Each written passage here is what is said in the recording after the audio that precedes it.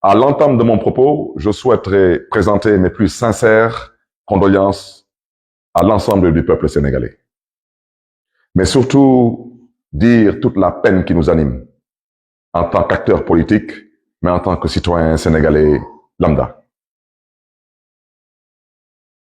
Chers concitoyens, l'heure est grave. Mais nous devons faire confiance au génie du peuple sénégalais. Nous avons toujours vécu des moments, certes incertains, mais nous avons toujours trouvé la force de nous relever et surtout l'intelligence pour pouvoir dépasser certaines situations. Aujourd'hui, je ne souhaiterais pas commenter cette parodie de justice qui a plongé le Sénégal dans cette situation chaotique et malheureusement incertaine. Nous avons toujours dit que la justice sénégalaise est à l'origine de quasiment tous les maux dont souffre actuellement le Sénégal. Cette justice, je ne parlerai pas de sa condamnation, parce qu'il n'y a pas de condamnation. Nous avons assisté à une volonté manifeste de vouloir verser dans une disqualification, voire une élimination d'un acteur politique de premier plan. Et je voudrais dire que nous sommes aujourd'hui au 3e, voire au 4e cas. Et ça ne peut plus continuer.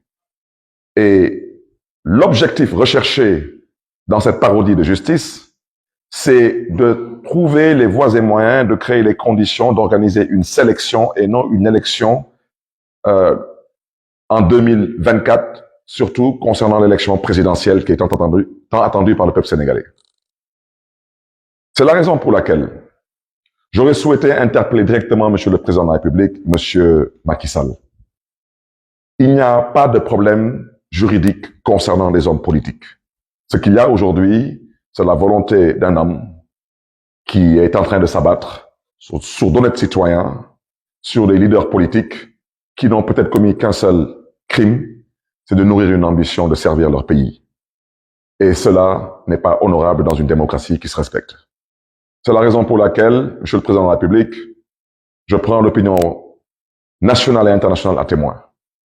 Vous avez, lors de l'ouverture du dialogue national, vous avez, concernant la question du 3e mandat, vous avez dit que on n'a qu'à vous le demander en tout respect et en toute courtoisie.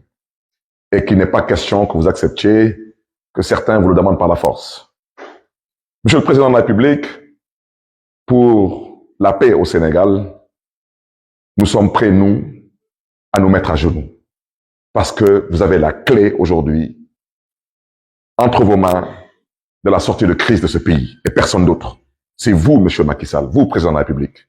Alors, comme vous avez demandé à ce qu'on vous demande, s'il vous plaît, de ne pas briguer le 3e mandat, je vous demanderai 3 fois, s'il vous plaît, Monsieur le Président Macky Sall, d'évacuer cette question concernant cette volonté qui vous est prêtée de vouloir briguer un 3e mandat. D'abord, je vous demande, s'il vous plaît, en tant que maire de Dakar.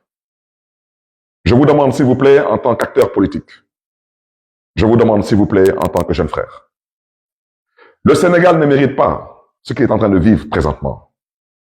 Le Sénégal ne mérite pas aujourd'hui de vivre cette souffrance qui nous est imposée au nom de la bêtise politique, et excusez-moi de cette expression. 2 jours de manifestation, 15 morts. Injustifiable et inacceptable. Nous avons été, nous sommes et nous comptons rester ce modèle de démocratie sur le continent africain et à travers le monde.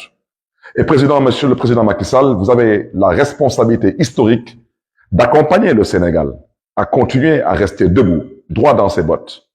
Parce que le peuple sénégalais, en votant pour vous, n'a pas voté pour être massacré, n'a pas voté pour être humilié.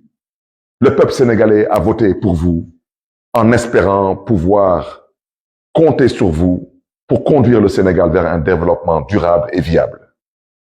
C'est la raison pour laquelle, Monsieur le Président de la République, je vous interpelle directement. Je vous invite à prendre vos responsabilités et à vous adresser au peuple sénégalais.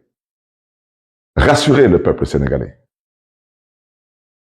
Prenez l'engagement de respecter vous-même vos propres engagements envers le peuple sénégalais, surtout lors du référendum que vous avez eu à organiser en revisant la Constitution du Sénégal, qui, vous l'avez déjà dit, et vous l'avez répété aussi bien au niveau national qu'à l'international, ne vous permet pas de prétendre briguer un troisième mandat. Parce que cette question, Monsieur le Président de la République, de votre volonté qui vous est prêtée, de vouloir briguer un troisième mandat, est à l'origine de tout ce qui se passe actuellement. Monsieur le Président de la République, vous n'avez pas le droit d'éliminer des adversaires politiques. C'est ça la vérité. Parce que si le président Abdoulaye Wade, au passage à qui je rends un vibrant hommage, avait décidé d'en faire de même, je ne pense pas qu'aujourd'hui vous serez président de la République du Sénégal. C'est la raison pour laquelle je vous invite respectueusement, je vous invite une fois de plus à revenir à la raison, monsieur le chef de l'État. Regardez ces enfants. Regardez ces pères et ces mères de famille qui souffrent. Regardez ce pays aujourd'hui qui est à genoux. Je vous invite à vous ressaisir. Je vous invite à prendre cette main qu'on vous a tendue. Faites-le pour l'intérêt de ce pays qui vous a vu naître et grandir. Mais faites-le surtout pour l'intérêt de ce pays qui vous a donné tous les honneurs. Vous avez été dans ce pays ministre d'État, président de l'Assemblée nationale du Sénégal, premier ministre et chef de l'État. Ce pays ne vous doit plus rien du tout, monsieur le chef de l'État. À ce peuple sénégalais, ce peuple vaillant, je vous réitère mes condoléances. Nous avons tous mal. Mais sachez une chose, c'est que les épreuves de la vie sont faites pour renforcer les hommes et les peuples. Vous avez rendez-vous avec votre destin. Ne bousillez pas tout. Dans quelques mois, vous allez être un pays pétrolier et gazier. Beaucoup de choses changeront dans ce pays. Ne marchez pas vers le mur, ce n'est pas votre devoir. Faites preuve de tenue et de retenue, mais dans la fermeté et dans la dignité. Mais retenez ce que je vous dis. La politique, c'est comme cela. Et c'est comme cela, malheureusement, dans la plupart des républiques bananières. Lors de l'ouverture de ce dialogue, certaines personnes, pour ne pas dire certains acteurs d'un certain bord, ont agité leur volonté de voir éventuellement l'actuel président proroger son mandat d'1 an ou de 2 ans. Je vous invite à ne pas leur donner cette possibilité. Je le répète que dans un pays pas loin du Sénégal, on a vu récemment un président rester au pouvoir pendant plus de 10 ans sans organiser aucune élection, au prétexte qu'il y avait une rébellion dans le nord de son pays.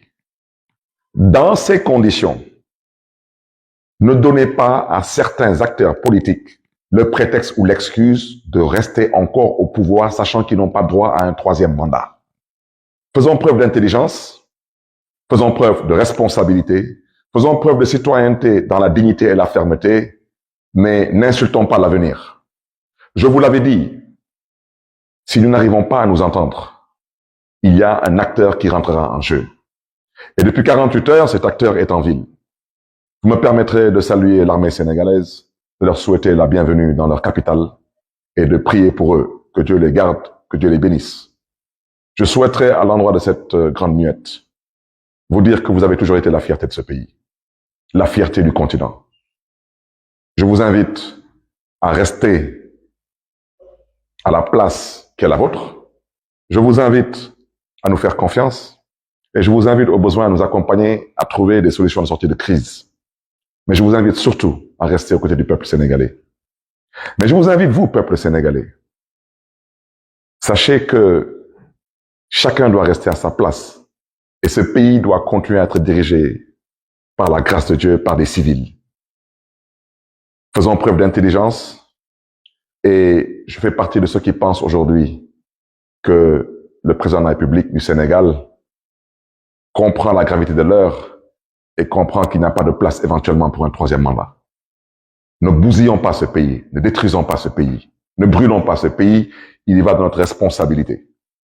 Je voudrais au passage remercier tous les chefs religieux du Sénégal, toutes religions confondues, toutes confréries confondues, pour leur engagement, leur posture, leur discours d'apaisement, de paix, leur invite à discuter, à dialoguer pour un Sénégal de paix, un Sénégal de stabilité et un Sénégal d'avenir. Et je ne terminerai pas mon propos en disant que je n'ai aucun doute qu'on saura nous relever le moment venu, sortir de cette impasse et comprendre que nous avons le devoir et la responsabilité historique de marcher vers l'essentiel. Sénégalaises, Sénégalais, que Dieu vous garde et que Dieu vous bénisse.